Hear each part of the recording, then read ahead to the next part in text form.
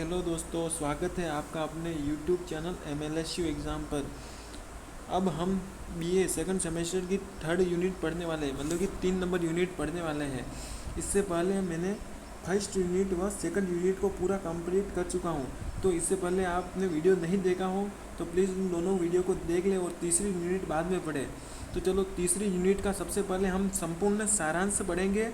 इसके बाद में इसके महत्वपूर्ण प्रश्न हैं जो परीक्षा की दृष्टि से महत्वपूर्ण है, उसके बारे में पढ़ेंगे।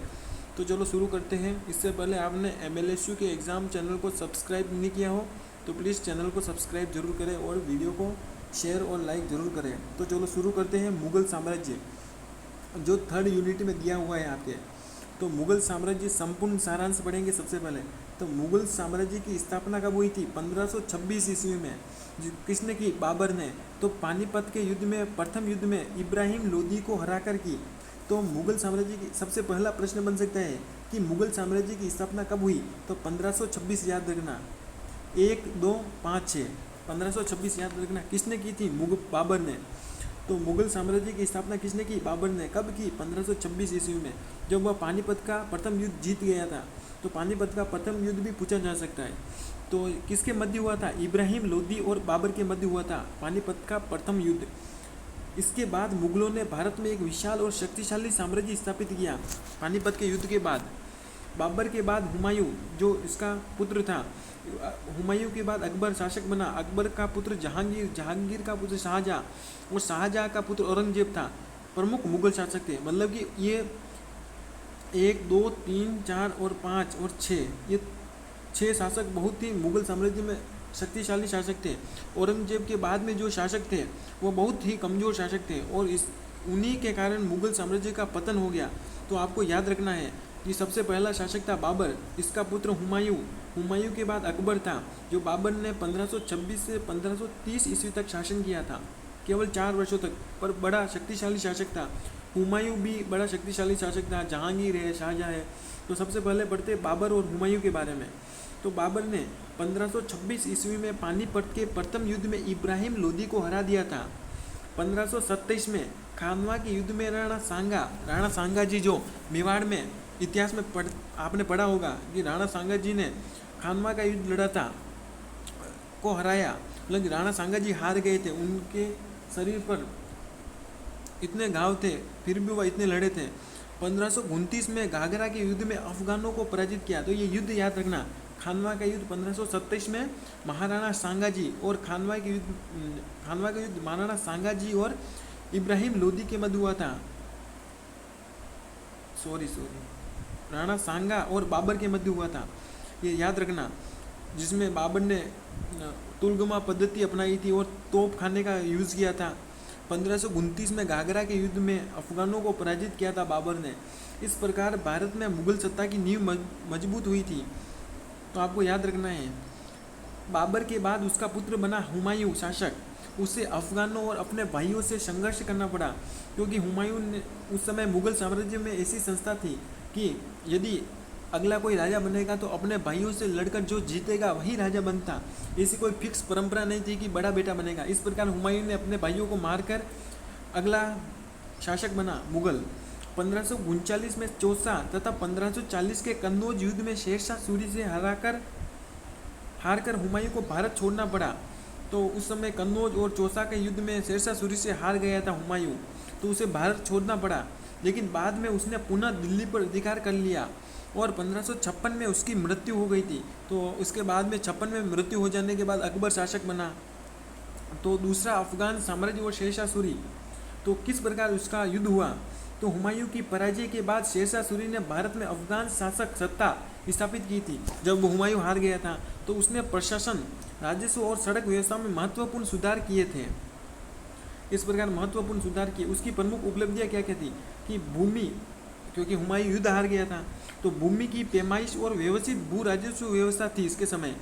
रुपया नामक चांदी के सिक्के का प्रचलन किया, मतलब इसके समय इसने चांदी के सिक्के चलाए थे जिसका नाम था रुपया। सड़कों और सरायों का निर्माण करवाया। सड़क और सरायों का निर्माण मतलब कि भवनों का निर्माण कराया। डाक एवं संचार व्यवस्था में सुधार किया। डाक और संचार व्यवस्था में सुधार किया था। मजबूत और व्यवस्थित प्रशासन चलाए थे। शेरशाह सूरी की मृत्यु के बाद सूर साम्राज्य कमज़ोर हो गया। जब शेरशाह सूरी की मृत्यु हो गई, शेरशाह सूरी जो मतलब कि मारवाड़ के शासक मालदेव से लड़ा था, जिसने तो वो लाइब्रेरी में गिर गया था, उससे उसकी मृत्यु हो गई थी। तो हुमायूं ने पुनः मुगल सत्ता स्थापित कर ली। ये कालिंजर अभियान में गिर गया था, मतलब कालिंजर अभियान में जब इसने गोला छोड़ा तो वही गोला इसके ऊपर आ गिरा था, शेरशाह सूरी के ऊपर। इस प्रकार उसका वापस शासन समाप्त हो गया। फिर से उसने हुमायूं ने अपना अधिकार प्राप्त कर लिया। फिर आए अकबर जी। तो अकबर के अधीन मुगल साम्राज्य का विस्तार और सुदृढ़ीकरण, ये जो अकबर है 1556 में मुगल सम्राट बना उसने, क्योंकि 1530 से 1540 तक तो उसने शेरशाह सूरी ने अधिकार कर लिया था। तो उसके बाद में 1556 में हुमायूं की मृत्यु के बाद पुनः मुगल सम्राट बने थे अकबर। उसने अपने शासन को मजबूत करने के साथ साम्राज्य का व्यापक विस्तार किया। इसने 1556 ईस्वी में द्वितीय पानीपत के युद्ध में हेमू को पराजित किया। हेमू जो अजमेर का था, यह कुछ दिनों के लिए दिल्ली का शासन भी संभाला था इसने। तो ये आरपीएससी भी प्रश्न पूछती है। अकबर ने राजपूत नीति, सैन्य विस्तार और प्रशासनिक सुधारों के माध्यम से साम्राज्य को मजबूत बनाया। मतलब कि ये अकबर था, वो सभी धर्मों का पालन करता था, सभी धर्मों की मतलब कि प्रशंसा करता था। इस प्रकार राजपूत नीति, मतलब कि राजपूतों के साथ अच्छा व्यवहार रखता था। सैन्य विस्तार बढ़ा था इसका। तो इस प्रकार इसने मजबूत बनाया मुगल साम्राज्य को। उसने गुजरात, बंगाल, काबुल, कश्मीर, सिंध और दक्कन के अनेक क्षेत्रों पर अधिकार कर लिया था। मतलब कि भारत के जो क्षेत्र है, इसमें इस समय इसका सेनापति था मिर्जा राजा मान सिंह। आपने पहले राजस्थान के इतिहास में भी पढ़ा होगा कि मिर्जा राजा मान सिंह ने बंगाल अभियान किया, काबुल से अभियान किया था, इस प्रकार कई अभियान किए थे। तो अकबर द्वारा विजित प्रमुख क्षेत्र थे गुजरात, ये याद रखना, बंगाल, काबुल, कश्मीर, सिंध और दक्कन। इस प्रकार पूरा भारत में आधे क्षेत्र पर इसने अपना साम्राज्य विस्तार कर लिया था अकबर ने। तो अकबर की प्रमुख प्रशासनिक उपलब्धियां क्या क्या है? तो इसके समय मनसबदारी व्यवस्था थी, अपने पिछली क्लास में पढ़ा है यूनिट 1 में मनसबदारी क्या होती है। जागीर व्यवस्था को संभाला, 10 साल भू राजस्व व्यवस्था को लागू किया, केंद्रीकृत शासन था इसके समय। राजपूतों के साथ मैत्रीपूर्ण नीति थी, इसने संधियां की थी कई राजाओं के साथ। धार्मिक क्षेत्र में अकबर ने सुलह एक कुल की नीति अपनाई और विभिन्न धर्मों के प्रति सहिष्णुता दिखाई। मतलब ये अकबर था, हर धर्म का पालन करता था, जैसे कि हिंदू धर्म है, मुस्लिम है, ईसाई है, सिख है, जैन है, इस प्रकार हर धर्म का पालन करता था। उनका मतलब कि हर धर्मों को साथ लेकर चलता था, इसलिए इसका मुगल साम्राज्य में सबसे विस्तार हुआ। जैसे इसके बाद बना इसका बेटा जहांगीर और शाहजहाँ के अधीन मुगल साम्राज्य किस प्रकार का था। तो जहांगीर 1605 से 1627 ईस्वी तक मुगल साम्राज्य का संस्थापक था। जहांगीर ने अकबर की प्रशासनिक व्यवस्था को आगे बढ़ाया, क्योंकि अकबर ने प्रशासनिक व्यवस्था को बढ़ाया और इसका पुत्र था जहांगीर, उसने फिर आगे बढ़ाया।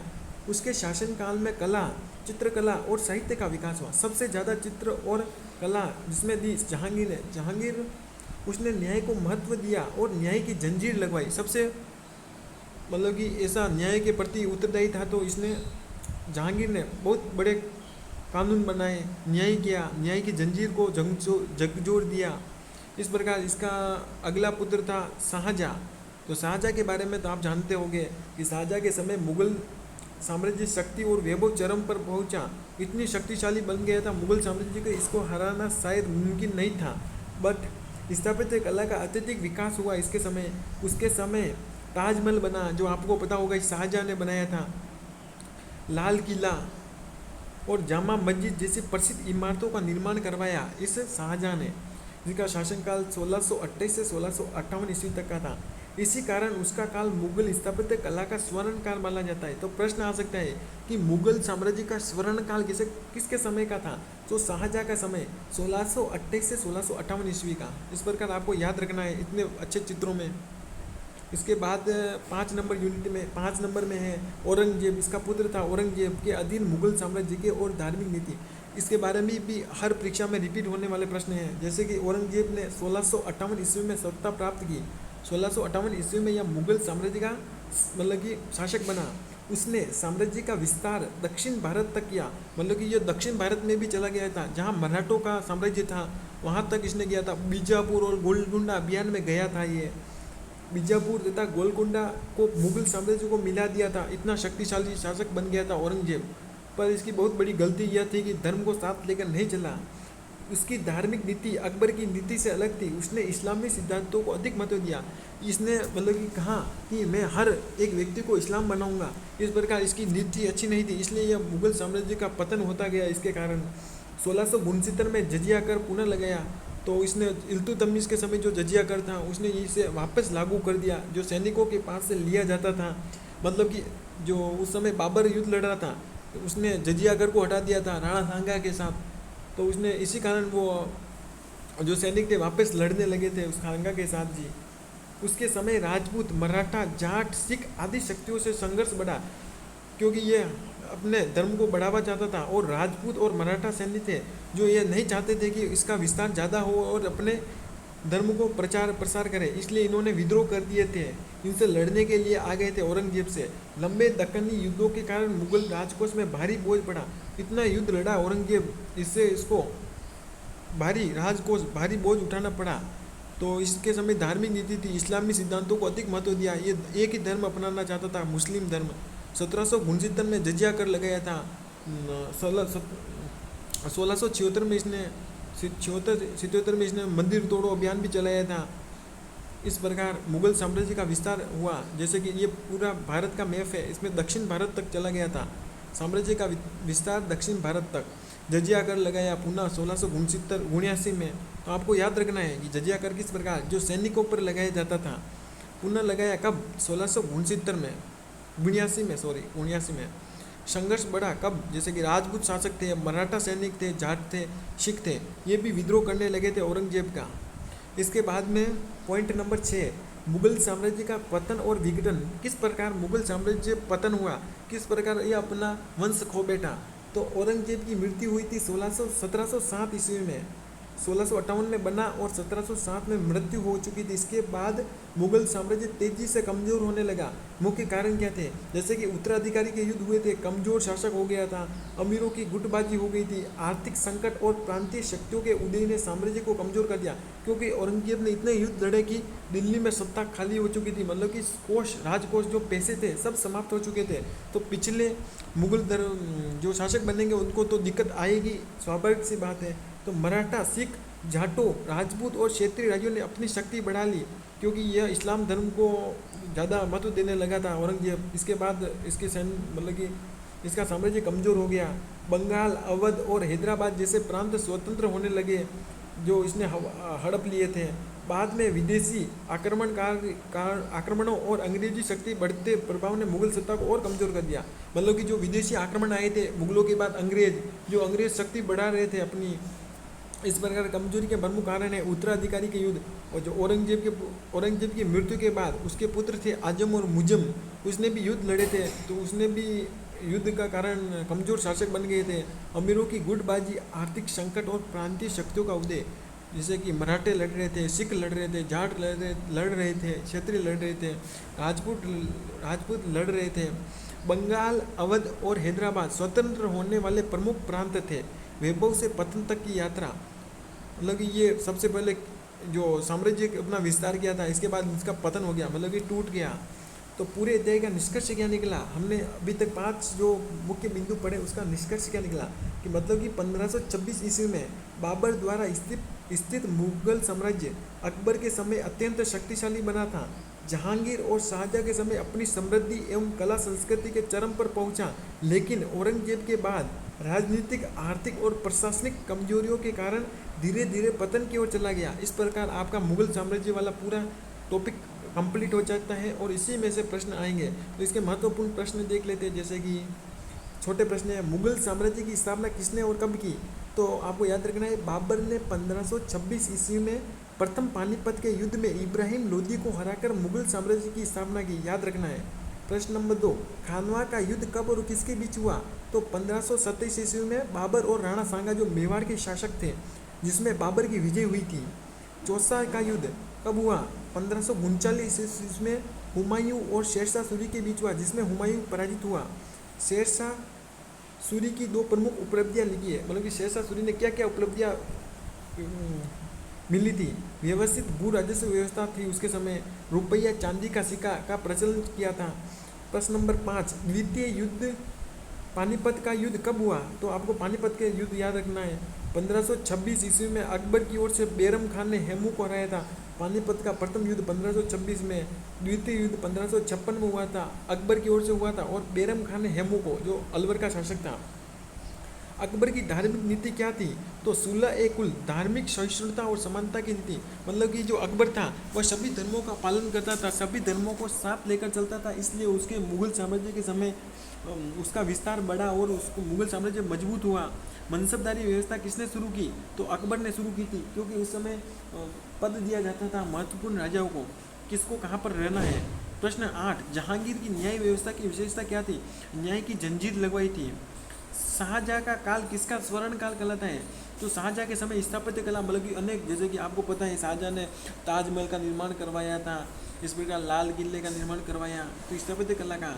प्रश्न नंबर 10, शाहजहाँ के समय की 3 प्रमुख इमारतें लिखी है? तो ताजमहल, लाल किला और जामा मस्जिद बनवाई। प्रश्न नंबर 11, औरंगजेब ने जजिया कर कब पुनः लगाया? तो 1679 में पुनः औरंगजेब ने जजिया कर लगाया था, जिसे बाबर ने बंद कर दिया था, मतलब कि समाप्त कर दिया था। प्रश्न नंबर 12, औरंगजेब ने किन दक्षिणी राज्यों की जीता?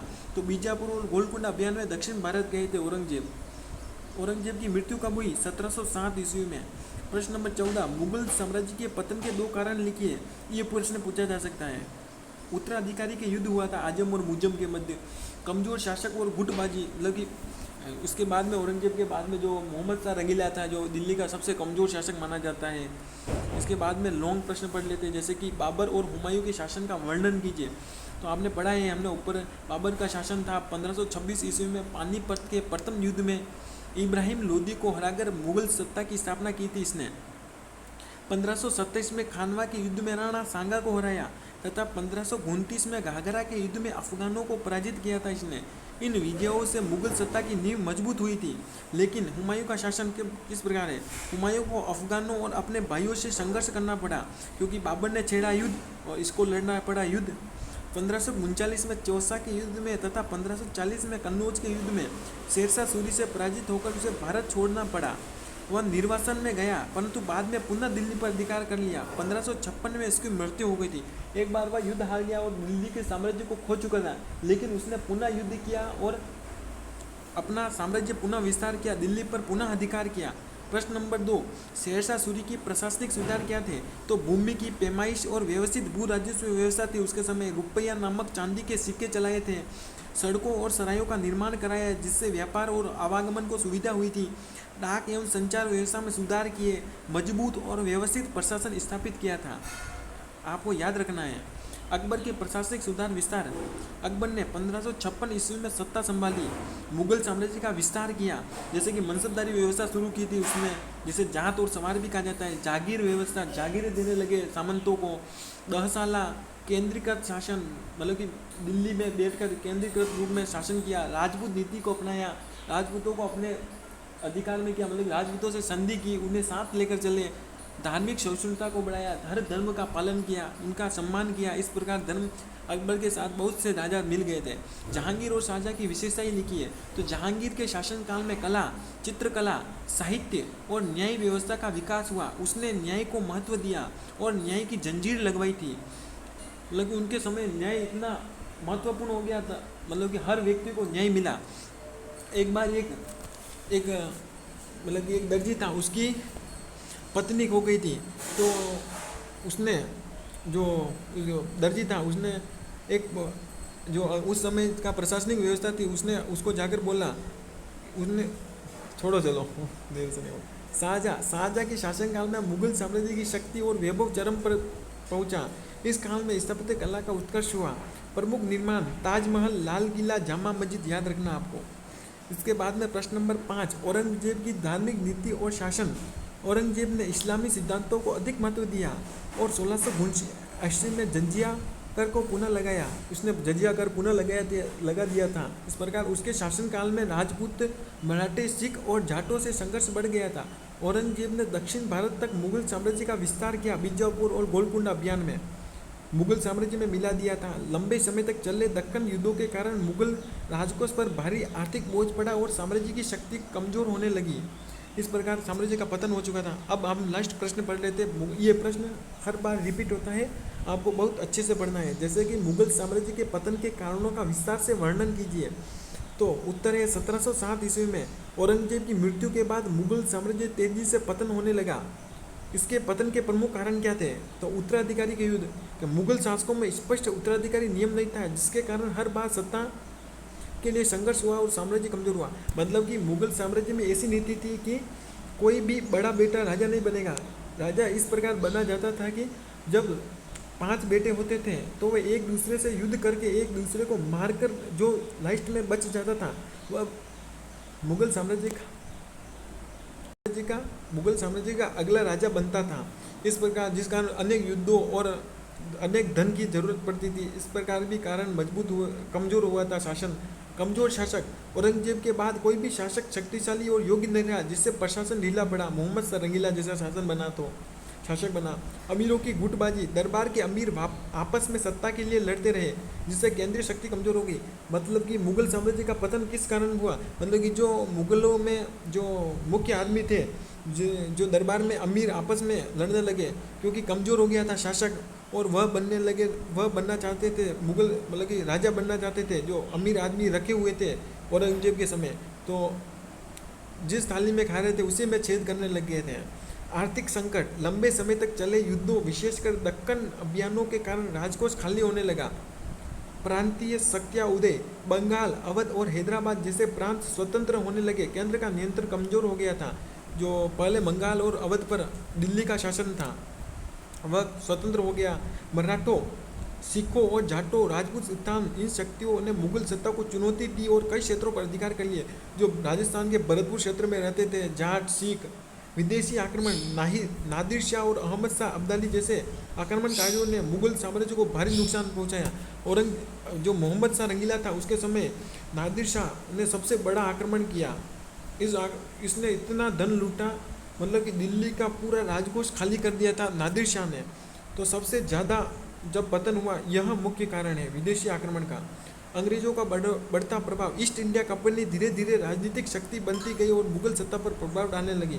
इसके बाद में अंग्रेज आ गए और उसने भी मुगलों को पतन का कारण बने। तो निष्कर्ष क्या निकला पूरे इस यूनिट से? इन सभी राजनीतिक, आर्थिक और प्रशासनिक कारणों के परिणाम स्वरूप मुगल साम्राज्य धीरे धीरे कमजोर होकर अंततः समाप्त हो गया। इस प्रकार आपकी तीसरी यूनिट पूरी हो चुकी है एक वीडियो में। तो प्लीज़ वीडियो अच्छा लगा हो तो चैनल को सब्सक्राइब, लाइक, शेयर जरूर करें। मिलेंगे नेक्स्ट यूनिट में। धन्यवाद।